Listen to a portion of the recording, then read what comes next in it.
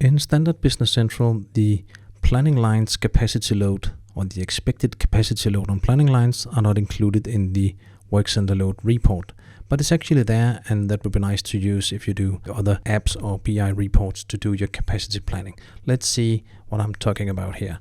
So if I go into my Workcenter,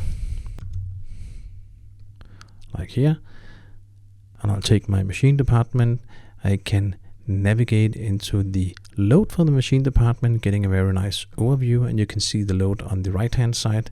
I have to go back till something about 29th of July to see some load, and I can see in the middle of July it's more than 200% loaded.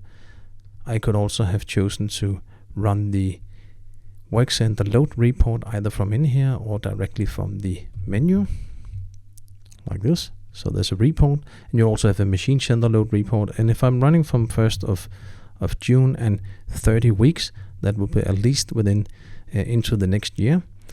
But if I say Workcenter load percentage more than 1, I will only see when there's actually some allocation. So I can see here on the dates, I can see my loads and be aware of the dates going into August, etc. So the ending date that I have any interest here is in August. Now if I enter my planning worksheet, and I've made a lot of planning in here just for the example, and I take one of the lines here with the starting date in the middle of October, I could navigate into the routing for that specific planning line, and to control all the math when the MRP system is running, the routing is calculated here, and if I navigate further into the routing here, I can see the allocated capacity. So I actually do have allocated capacity entries in the system, and those are very nice because when I'm running MRP planning, especially low-level code planning, it's nice to be able to extract those entries, viewing how will my capacities be loaded if I'm carrying out action messages on this low-level code.